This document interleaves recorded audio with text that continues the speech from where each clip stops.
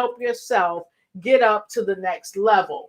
She is an author, she is a speaker, but most importantly, she is here with me tonight to help you help yourself ignite and take flight. So many of you saw my earlier broadcast. It was simply amazing with the young ladies helping people to step into their territory. And now that we've helped you to step into your territory, many of you may say, what do I need to do to stay in my territory? How do I keep holding on? How do I keep moving forward? Well, I have the author of the book called God Was Holding My Hand. And she's going to help you tonight understand where your hand is at and how to keep your hand in the hand of the person or the spiritual being with a plan. Please welcome my guest, Mrs. Rachel Arterberry. Hey, Rachel, how you doing? I'm great, Lotus. How are you? Thanks for having me on tonight. So wonderful. Thank you for being here. Thank you for being here. You know, Rachel, we have so many guests that come in. So we're going to let them come on in and get in where they fit in. And I'm going to play a little music so that we can enjoy ourselves because I love funky jazz. Jazz is so amazing. And this little cut right here, folks, is by none other than Dr. Saxlove. Now, I don't own the rights to the music, but I'm giving you some music so you can just move a little bit. And as you come on in, and tell a friend of me, and tell a perfect stranger to come on in and get in where they fit in, because I always got room around my table for you. And so having said that, you see my beautiful guest, the author of God Was Holding My Hand, Mrs. Rachel Arterberry. Now, she and I are going to give you a great show tonight. So come on in. And when you come in, go ahead and put a 2 down in the comment below. I see Dr. Tam Tam is on with us. Hey, Dr. Tam Tam. Now, if you don't know Dr. Tam Tam, you should go back and watch my interview with Dr. Tam Tam. If you got taxes, if you got problems with your money, it is acting funny, you want to see Dr. Tam Tam, and she's going to help you out. We also have Live with Larry, show host and CEO of Live with Larry here. Good to see you, Larry, and thanks for joining us. So if you're coming in, come on in, tell your friends and tell your frenemies, and tell a perfect stranger to come on in, get in where they fit in, because guess what? I've got Mrs. Rachel Arterberry right here with me, and she wrote this fabulous book called what? Not Experience a Breakthrough. She wrote this book, God Was Holding My Hand, and it helped her have a breakthrough. And we're going to talk about that tonight. So come on in, get in where you fit in, and when you come in, go ahead and put a 2 in the block below and tell us where you're coming in from. And then I'm going to bring Rachel back, Jack. Like I said, Rachel back, Jack. Come on in, and get in where you fit in, because the music is about to go down low. So tonight, again, I've got a phenomenal guest. I let you see her pretty face, and some of you may already know her. Some of you may be acquainted with her work. You may have heard her speak somewhere, giving a lecture, or speaking at a conference, or you may have read her book somewhere. But no matter what, you're going to get acquainted with her tonight, and she's going to help you help yourself to ignite and take flight. So if you don't have a glass of water, go ahead and get you some water so you can take a sip. And also go ahead, get your notepad and get your pen, because we're about to dive in. So, hey, Dexter Sadler, the money doctor. Good to see you, Doc. So, Doc, the music is about to wind down while we get on with Mrs. Rachel Arterberry. Here we go. Hey. All right. So, I am so happy to be here We've been trying to get together for a minute. It's so good to see you. Folks are coming in. Folks are coming in. And if you haven't, folks, if you haven't shared yet, please share, like, and do what? Start a watch party. Go ahead and start a watch party so people can come on in and hear my wonderful guest, Miss Rachel Arterberry, talk to us about a couple interesting points tonight on how she can help you help yourself keep your hand in the hand of the one that has the plan for your life.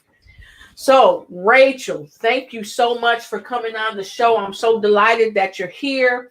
It was fabulous to have Michael on the show a couple of weeks ago, and some of you may have caught the broadcast. Her husband is a phenomenal empowerment speaker.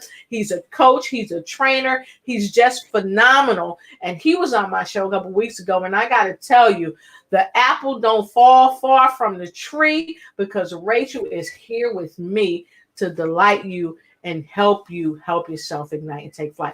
So, Rachel, can you please tell our guests a little bit about yourself? I know that you're an author, and I know you're a phenomenal person. You're a speaker and things of that nature. But can you tell us a little bit more about yourself, and then maybe a little bit about your book?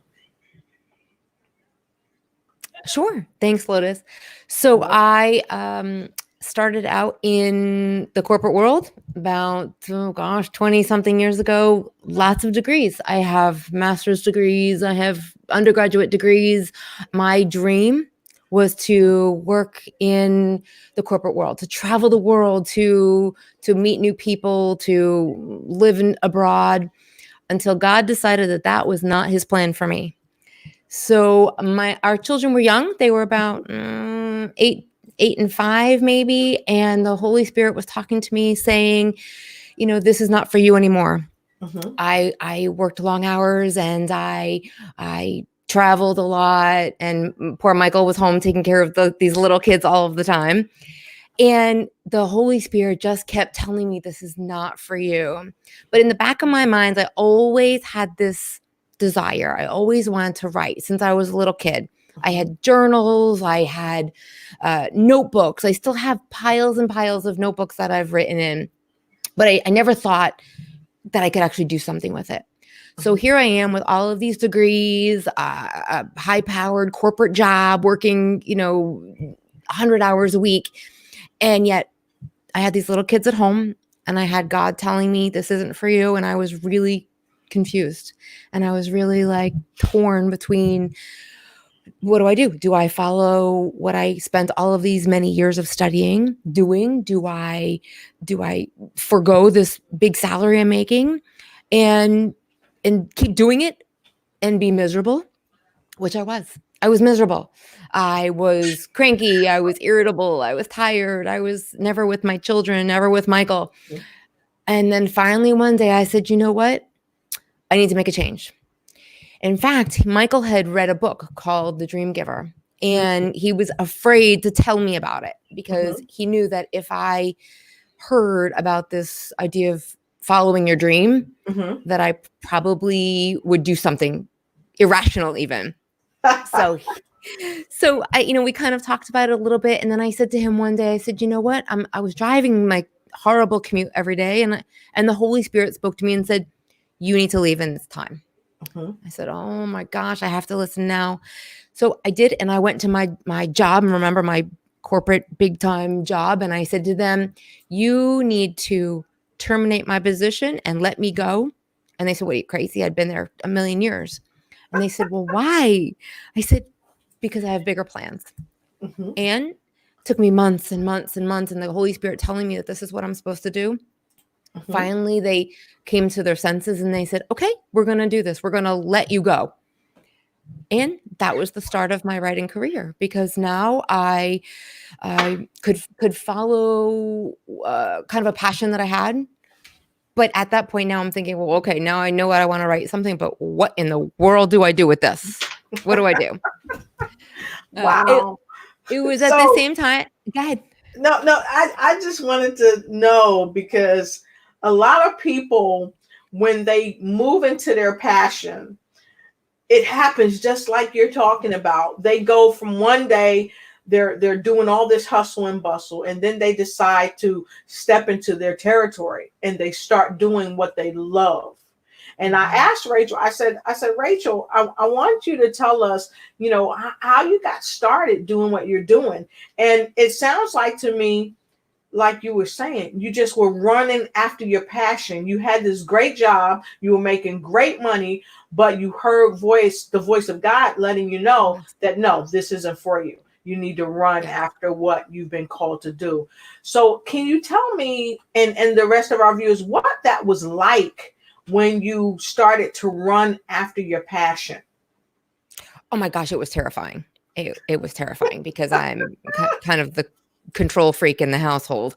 So I was terrified because now I am going to jeopardize my family, leaving money, and I knew it was for their good also because again the kids were little, and now I could spend time with them and do what I loved, and I would be happier. I wouldn't be cranky. I wouldn't be irritable doing it for his sake too. Mm-hmm. But it was terrifying, and it was unknown, and we our flesh we can't handle that. Well, I can't handle that, the uncertainty, and so it was terrifying, especially because now I'm thinking, okay, I have to make a living on my own versus this high powered job I had. But it was like good. I knew exactly that God was telling me, and it was at the same time that Michael, we discovered that he needed surgery on his spinal cord. Right. So it was kind of we always say that God's timing is perfect. Right. Because it was the same time that I'm deciding that I need to leave my job, that he has this literally life-saving surgery, and I needed to be there for him. And I couldn't be running around like I was. Yes. And his story was so amazing that God spoke to me then.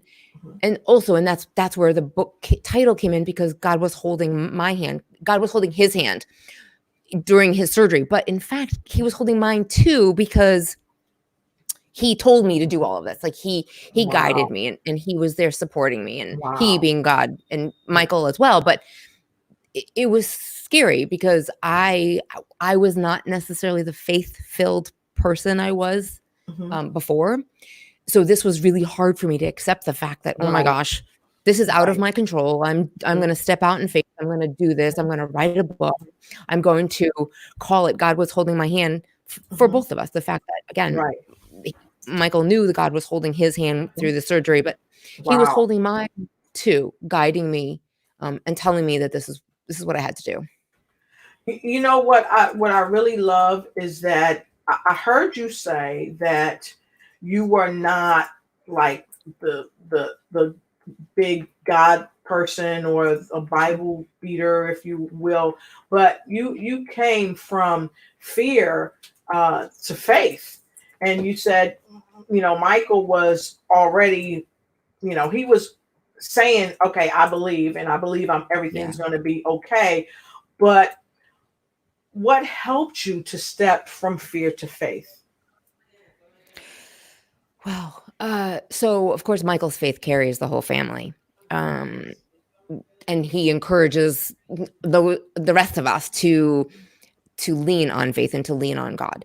And that's really hard for me. That's really, really hard for me, because that's not what I grew up knowing. In my house, you went to church because you had to go to church. That was it. You sat, stood, kneeled just because you were supposed to, not because I had a relationship with God.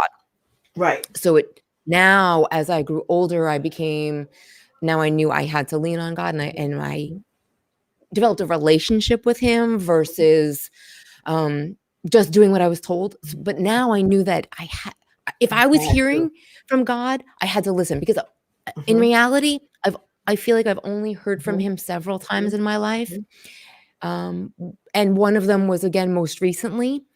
And but I feel like when he's talking to me, I better listen. So it's been my faith journey has been very long. And it's been 15, 20 years coming, but now I hear from him, and when I hear, I have to listen. That's wonderful. And I want to say, Hey, Dr. Sadler, good to see you again. San Antonio, Texas, good to see you. Stepping into her territory, the author, Miss Sean Saxton, she said, wow, she admires that you just moved. You moved and you stepped into your territory. But she also says that she loves your transparency. You're being very transparent. You're talking about your fears. You're talking about how do I move from Thank you. this well-paying job to doing my own book, being my own boss. And then when all of this happens and I make this leap of faith, then my husband, he gets ill. He has to have surgery. I think he was in a wheelchair for quite a while. Is that right? So he was in a wheelchair when he first came home from the hospital, but he walks, but using the scooter. So, Mhm. um, but God brought him through that too.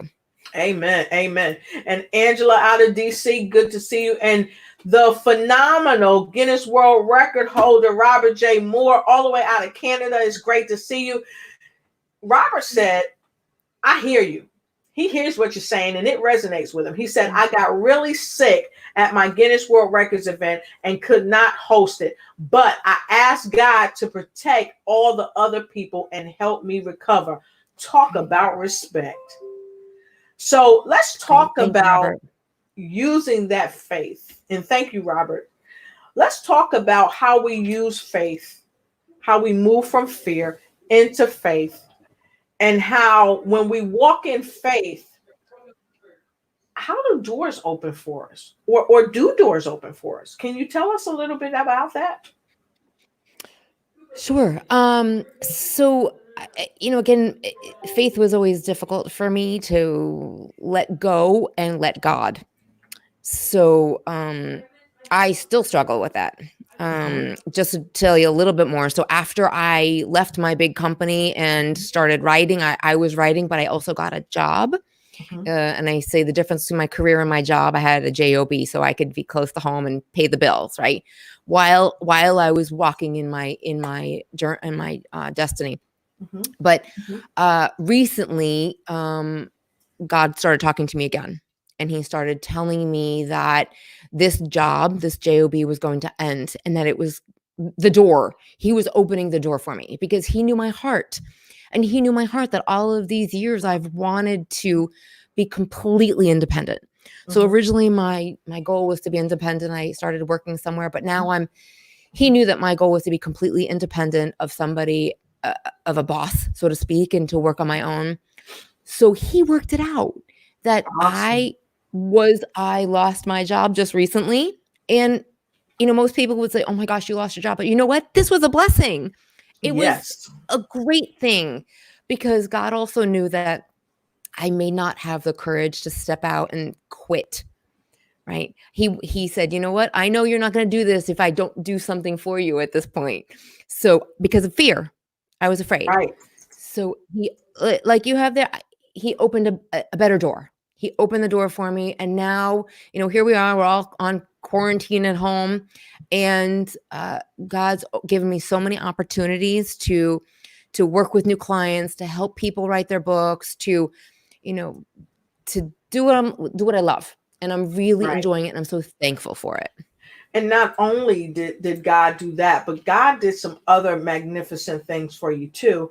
And what we're going to do, we're going to take a moment to let everybody continue. Come on in, get your notepad, get your pen, because what Rachel is talking about, she is talking about how she moved from fear to faith and she became the dynamic writer and the dynamic speaker that she is. So I'm going to challenge you, if you haven't yet, share this with anyone and everyone you know, because this is an inspirational story that's going to help people grow. And Rachel, if you've not shared this on your page, share it on your page and also tell your friends and your family and your frenemies to share it on their page. Share it with the world so we can get the message out, because this is a message of hope, healing, and overcoming fears by a person who really did it, and she has the works to show it.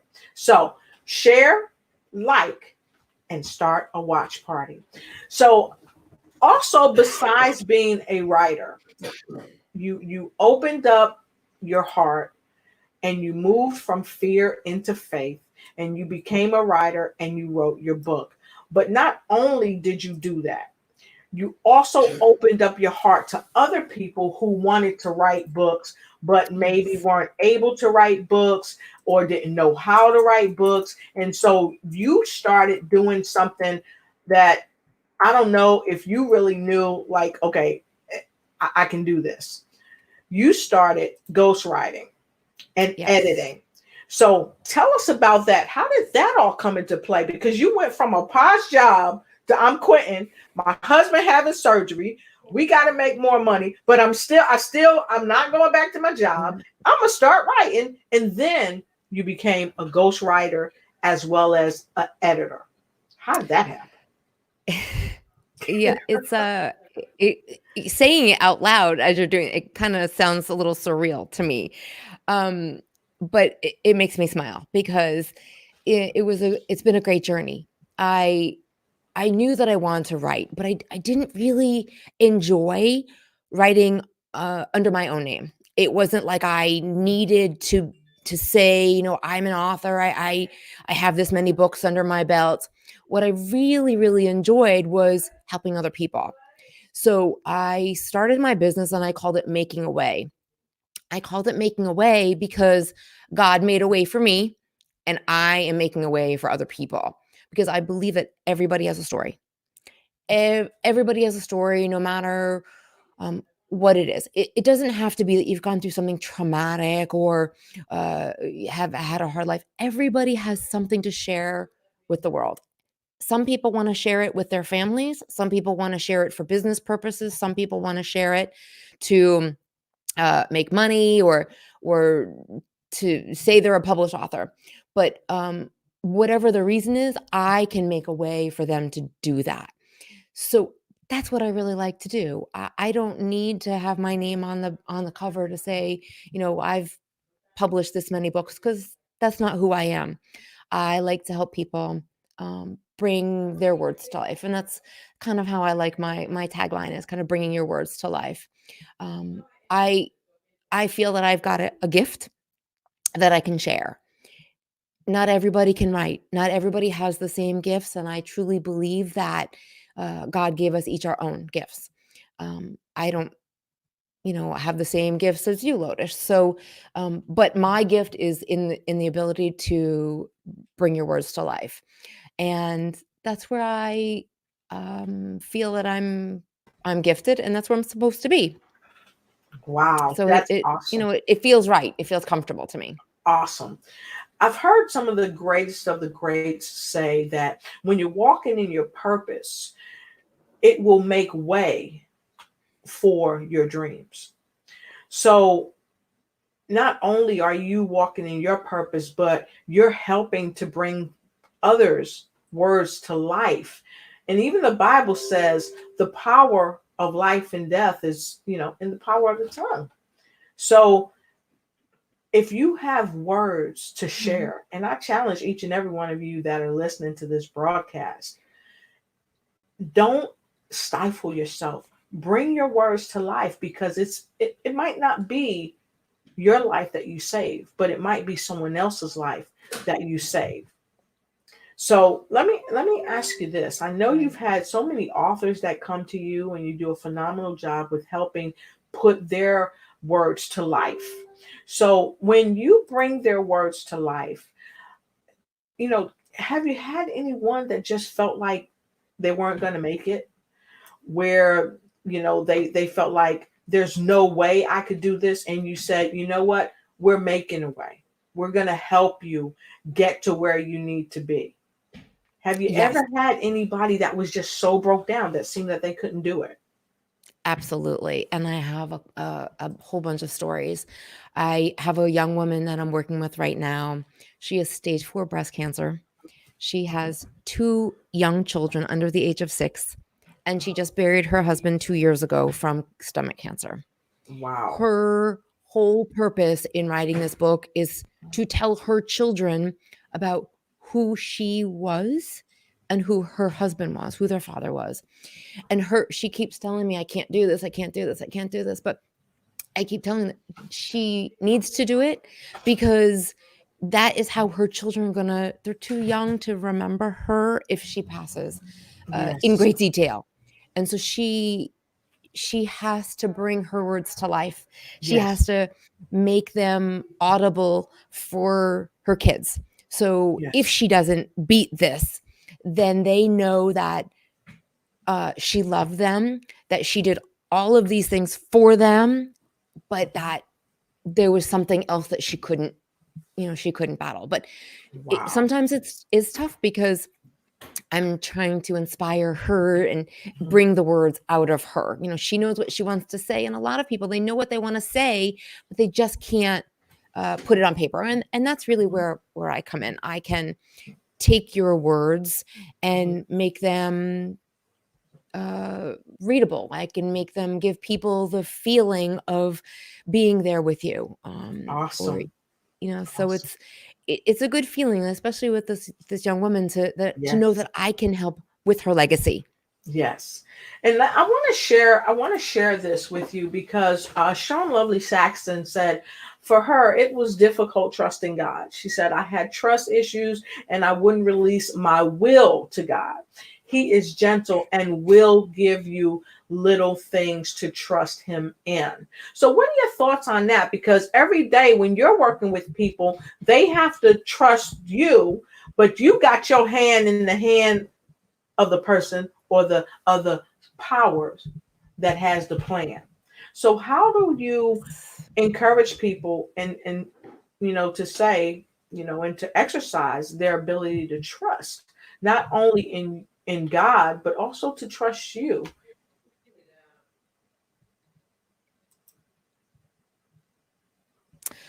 So, Lotus, I read that the young lady's note there, and I agree. I have trust issues too. So, trust issues in God, because in for me, I could always do it better. I could always do it bigger, better. Why would I trust that he could do it?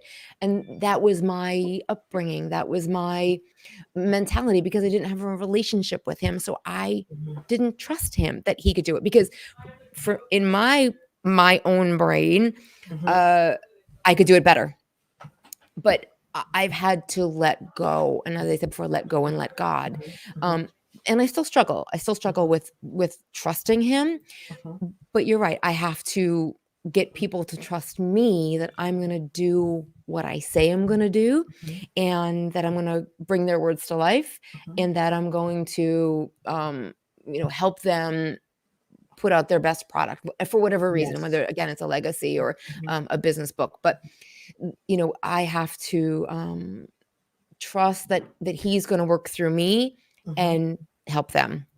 But yeah, I agree. Sometimes that Mhm. letting go of my own will is really hard. Yes. And I love that because I wanted to bring this back up because Sean Lovely Jackson said this earlier that you're so transparent. So let me ask you this. And those of you that are watching, go ahead and put a 3 down below. Put a 3 down below if you really like working with people who are transparent, who are not going to tell you, well, I don't have issues or nothing like that. I'm so perfect. But people who are really going to tell you the truth as they work with you to help you work through whatever it is that you're going through. Because this is one thing I know, people don't need perfect people.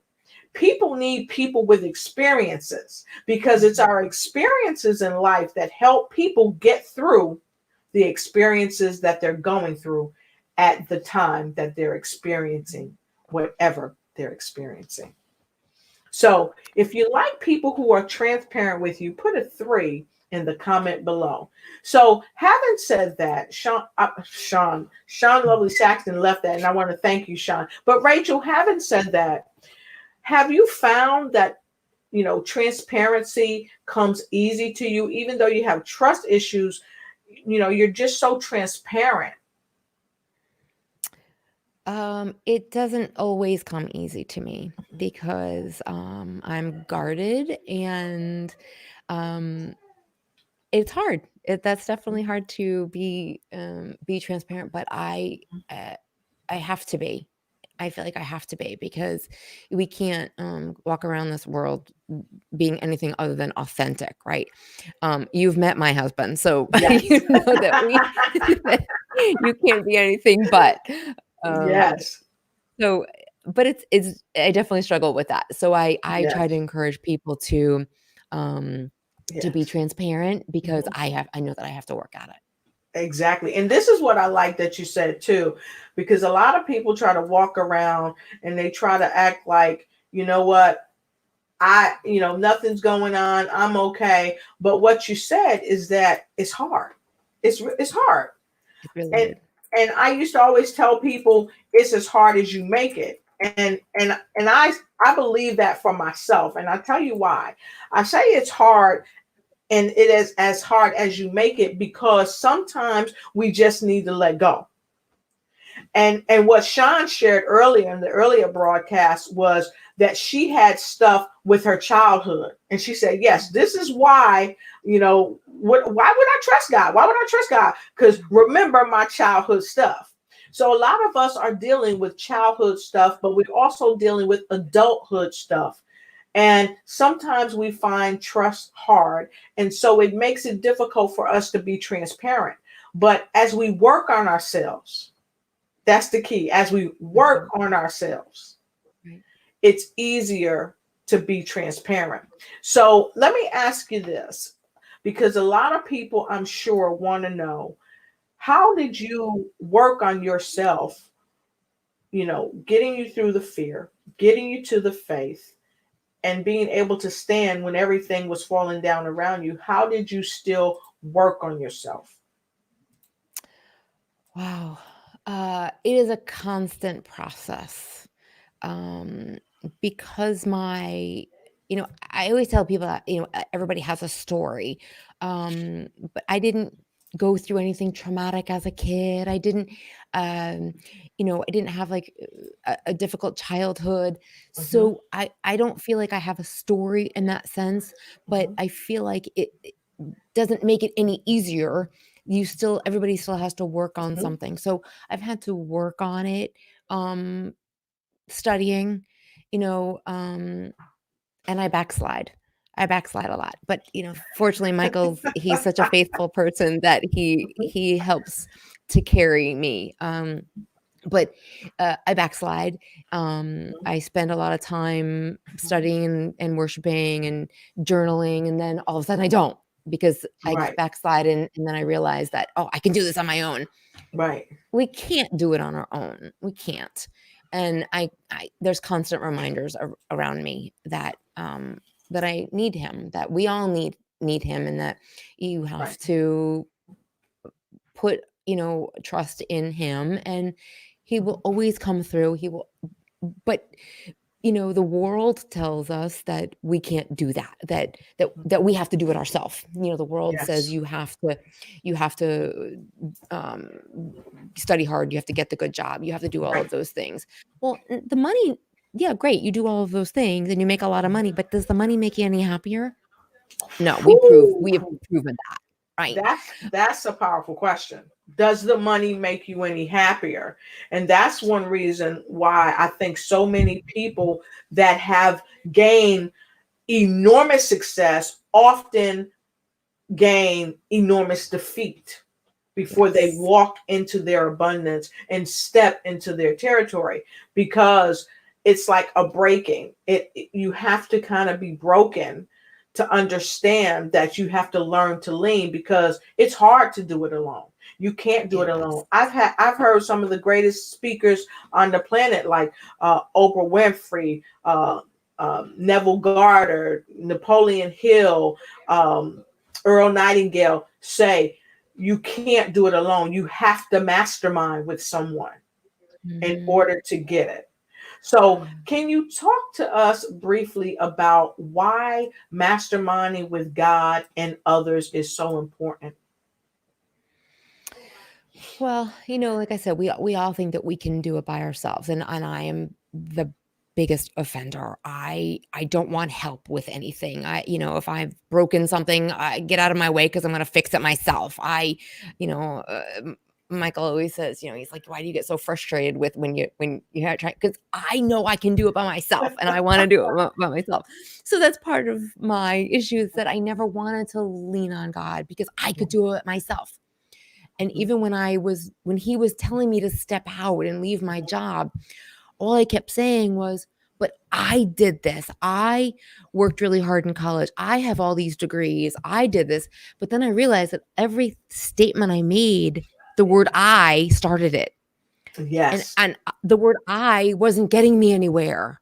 Yes. When I started changing my language to we, we Yes. were doing this. When I allowed him to help me or to guide me, we were doing it together. I was listening to him, but we were doing it. I had to put the I away because you can't do it alone. But again, backsliding. Sometimes I'm like, I did this or I deserve this. Well, do I? Do I really deserve this? What makes me different than anybody else? But we collectively deserve it. We can do this together. So yes, putting away the I and talking about the we. So with that being said, those of you that are coming in, come on in, come on in. I see people still showing up. Come on in, come on in. I see Amy. Amy, good to see you. Thank you for coming in. Vince, thank you for coming in. So many of you, some I can't see, some are already showing up in the watch party. So thank you. Come on in, come on in.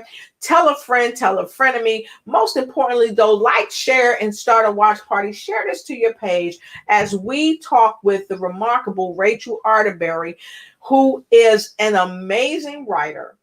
She is talking to us tonight about how she went from fear to faith and wrote her wonderful book, God Was Holding My Hand.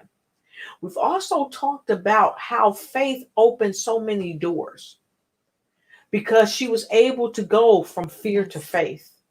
And because of her faith and believing in what many people call the impossible and turning it to possible, she was able to step into her territory because, she had the power of an overcomer. And she overcame. And so what she's sharing with us tonight is how she made sure that she looked at the things that was bothering her. She looked at her trust issues, having trust issues with God, having trust issues in herself and possibly other people as well. And then she learned that she couldn't do it alone.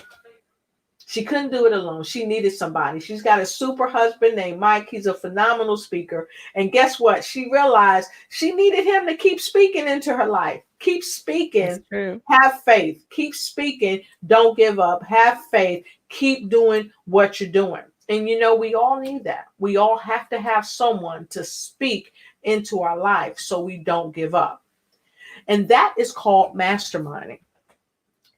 And she just talked to us about why it's so important to have someone that you mastermind with. And so, Rachel, we have a question for you, and I'm going to put that question up here. And Angela wanted to know who is part of your mastermind. And so this question, folks, isn't just to Rachel. This question is to you. Who is in your mastermind? If you have someone in your mastermind, go ahead and put it in the comment below. Just put their name. If you don't want to put their full name, put their initials. Who's in your mastermind? I'm just like a commercial. What's in your wallet? Who's in your mastermind? So, Rachel, can you talk to us and tell us, one, who's in your mastermind and who could be in a person's mastermind? Well, so, Michael and I are a team. So, Lotus, we can just share for a second. You and I met, we were at a conference in California, right? The three of us were at this conference, and Michael had told the presenter he was the one supposed to go, and he's like, well, I can't go if my wife doesn't go.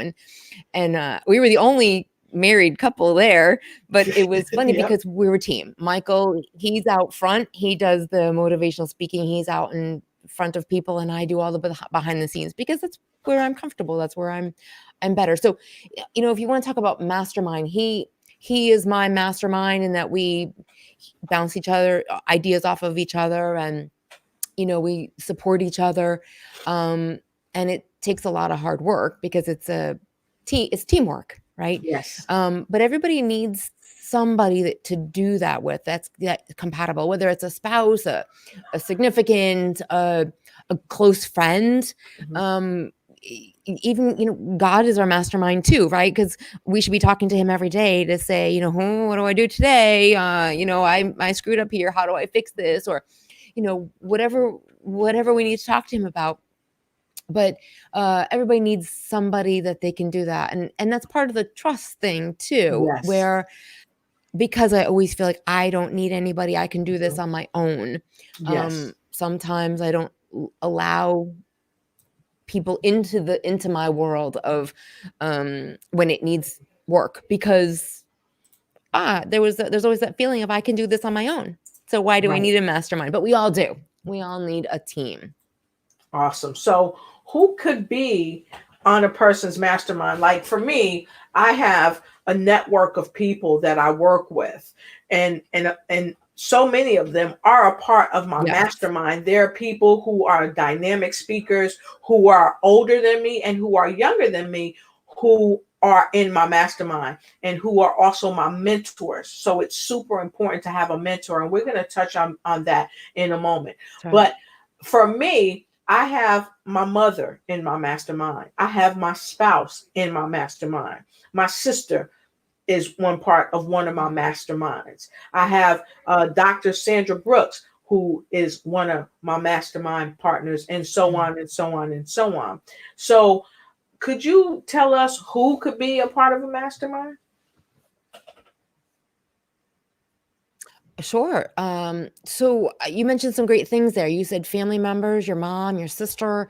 You mentioned mentors. I think a Mhm. mentor is a great thing. You know, I have several I've had several throughout my career. Mhm. I remember back in the days when I was working in the corporate world, Mhm. there was a boss of mine who he was several years older than me, had a lot more experience, but he was part of my mastermind group because he directed me, he guided me. He didn't tell me how to do things. It was just somebody to bounce ideas off of. I think it's important that whoever you place in your mastermind group, it's also requires trust and Yes. confidentiality, and there's certain characteristics that you need in somebody you're going to allow in your mastermind group. Again, confidentiality. You have to trust them, and just implicitly and intrinsically they need to know, or you need to know and be comfortable that they're going to be steering you in the right direction and giving you sound advice. So you got to trust them. So if you're You got to masterminding with trust them. somebody, you want to make sure that you can trust them and that they're Yes. going to be giving you sound advice, because it's unequivocal that great mentors need mentors. Yes. So you need mentors that you can link with and that you believe in and that you can trust your confidence with them. Because a lot of times, I think, Rachel, we share things in our personal lives with our mentors that we may not ordinarily share with other Yes. people. So Absolutely. you got to trust them. You got to So, trust. and a lot of folks that have clergy members, your clergy members could also That's be true. masterminds. But I highly recommend, as Napoleon Hill says, your spouse unequivocally should be a part of your mastermind. And one of the reasons why is because your spouse is one of the closest people to you. And there's a Yes. lot of different things that goes on when you have a spouse. There's something called sex transmutation, which helps build your confidence. And in the later show, we'll talk about the book Think and Grow Rich by Napoleon Hill. I do a workshop on Think and Grow Rich, where I lead a team with a team and help them to think and grow rich, because it's really all about what we think about. And trusting is a part of what we think about people. We either choose Yes. to trust or choose not to trust. And oftentimes it's predicated on the things that has happened in our life. So I want to dip right over for a minute and take a quick response by someone, people who can speak into your life without reservations, and that's good. Why do Yes. we need people that can speak into our lives without reservations and tell us the truth? Why do we need people like that, Rachel? Oh boy, it's so empowering to have people around you that will tell you the truth, because Mm-hmm, mm-hmm. if we all walked around here, with everybody just telling us what we wanted to hear, we would never improve. We would never have any increase. We would be stuck. We would not move forward at all, because nobody would tell us the truth. And there's probably lots of people out there that kind of walk through life thinking that they're one thing, but nobody had the guts to tell them otherwise. So it's really important that we have people around us that are there to speak to us without reservations. That's awesome. And I also think because it also holds us accountable.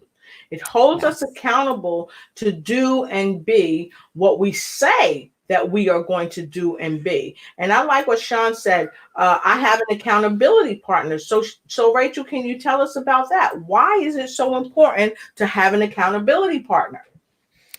Well, of course, because it keeps us on track, keeps us on point, right? We all have a tendency to say, "Oh, I'll do it later," or to get Yep, lazy about it. So if you have somebody there that can hold you accountable, they'll be the ones to say, "You know what? You said you were going to do this, and you need to do it." yep. A quick little example: the other night, I was working. I knew I had this project to get done, and it was like, I don't know, 9:30 at night, and I said, "You know what? I'm gonna put it off for the moment."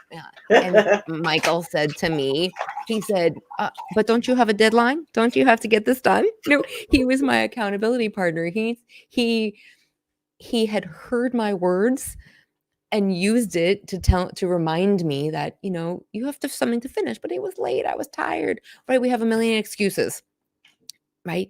Uh, and we get in our own way. So I was getting in my own way. I was allowing my excuses to encourage me to listen to the little voice there and say, don't do it, don't, just don't finish because you're tired. Really, that's not a good excuse. So he was my accountability partner, and he'll say, yep, you should probably finish that. So everybody needs one or multiples, but only those people that are going to be truthful with you. I want to say, folks, you don't want to make excuses, you want to make moves. And in Yeah. order to make moves, you have to have someone that's going to hold you accountable. Because if no one's holding you accountable to do the things that you need to do, like writing her book, she had to have someone to hold her accountable, because on those real tired nights, when the kids were crying, when things were just tough and not going her way, I would imagine that she had to have someone to help her not make excuses but make moves. Absolutely. And that's really Absolutely. critical. So let me move on down here. Uh, I think that it's critically important also when you have the accountability partner, when you have somebody in your life that's going to help you mastermind and you have great mentors. It's also great for you to have people within your circle who's done it. Oh yeah. So can you tell us why it's important to have people in your circle who's done it? Because you're an author of a book, you own your own company, you've worked in huge corporations, made loads and loads of money, and a lot of people haven't done what you've done, but they're looking for somebody to show them the way. So why is it important to have someone in your circle who's done it? It's really important, Lotus, because we don't know anything, right? And when you're starting out in something, we're all babies, we're novice, we're baby Christians even. We don't know what we're doing, so we have to rely on seasoned people, those people that have gone before us. Right. There's so many people that I have um connected with, that I know I could call up and say, hey, you know what, I have this client and this is what they're asking me to do, can you help me? Because I don't know. We don't know everything. So it's really important for me that I connect with those people that have been there, that have done it, that have kind of forged the way, so to speak. And I learn from them. I kind of pick their brain and say, you know what? I know you did it this way. It may not work for me, but at least it'll give me an idea. It helps me to be creative. Exactly. Exactly.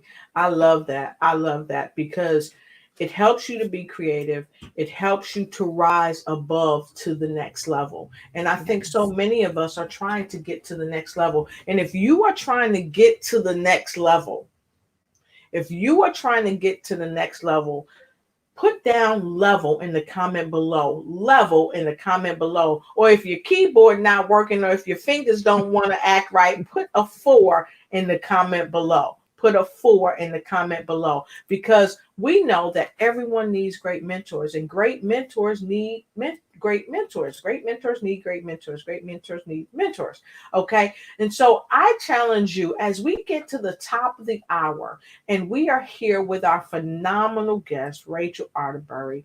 I got to tell you, don't hesitate to get your hand in the hand of the master with the plan, the master Yes. plan. Right. And don't forget to check out her book, God Was Holding My Hand, because it can really empower you when you have those moments when you're having fear and having dread, and you're trying to figure out how to go from fear to faith.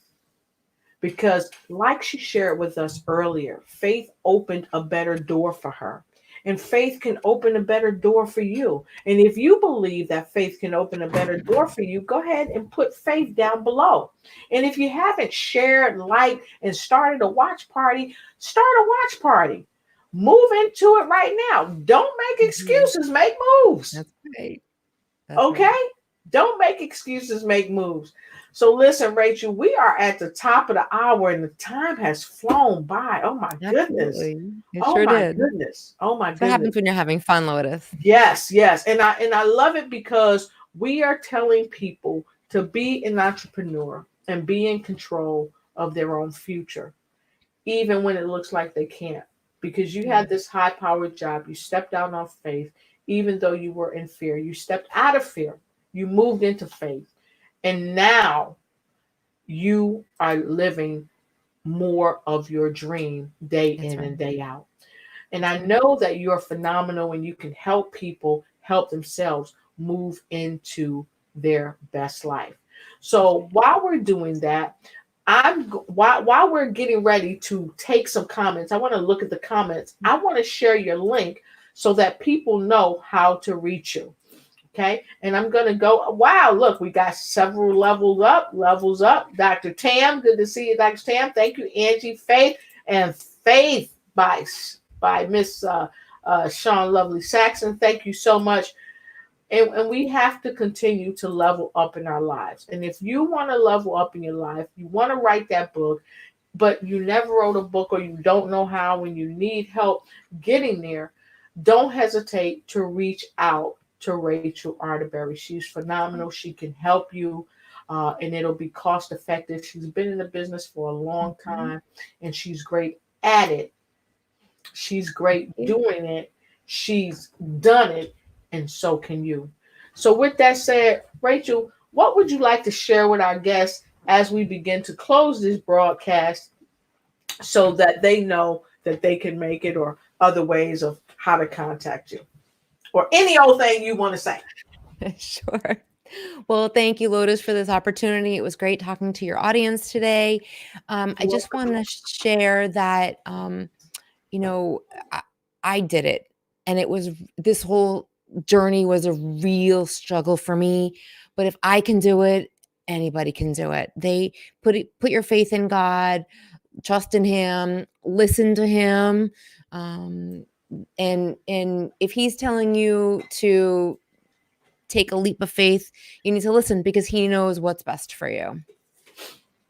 Awesome, awesome. So, with that said, I will say this: if you need one-on-one coaching, we do it right here. We do it right here at Lotus Richey Ignites. If you need someone to lift you up, look right here on this broadcast every week, because I bring phenomenal guests on this show to help you help yourself ignite and take flight. And tomorrow we're going to have the remarkable Raymond Aaron. He is going to be on the show, and he is the person who is hosting the World Prosper Summit. It's a free online event. So make sure you join us. And with that being said, I want to say, don't stop. Don't stop what you're doing. Keep doing what you're doing. And remember that you got to put your hand in the hand of the person who has the master plan for your life. Because God was holding my hand. God was holding her hand. So don't forget to get the book. And by the way, Rachel, you haven't told us where we can get the book. Where can we get the book? Oh, right. We need to get the book. Important part. So it is available on Amazon.com. Just type in God Was Holding My Hands or my name, and you will get your book or ebook right there on Amazon. Okay, fantastic. And also, folks, you can get my upcoming book that I co-authored with Rosemary Sanchez and a whole host of other folks. If you want my book, it's a pre-sale book. It's lotusignites@gmail.com. Just hit me up and I'll be happy to get my book in your hand. And for one-on-one coaching, don't forget to hit me up at Lotus Rashay Ignites or lotusignites@gmail.com. And with that being said, make sure that you get your hand in the hand of the one that has the master plan for your life. And don't forget to go on Amazon and get her book, because if you don't get her book, you're not going to know all the other juicy stuff that she hadn't even shared with us yet. And I got to bring her back so she can share the juicier stuff with us. But an hour flies past so quickly. And so check out my man, Dr. Saxlove. Now, I don't own the rights to the music, but I put my hand on it. And so should you. Be blessed, and thank you so much. Go out, support Miss Rachel or Mrs. Rachel Arterberry, and get your hands on God Was Holding My Hand on Amazon. You're going to love it. Thank you again, and remember, ignite and take flight. We love you, and we'll see you next time. That's right.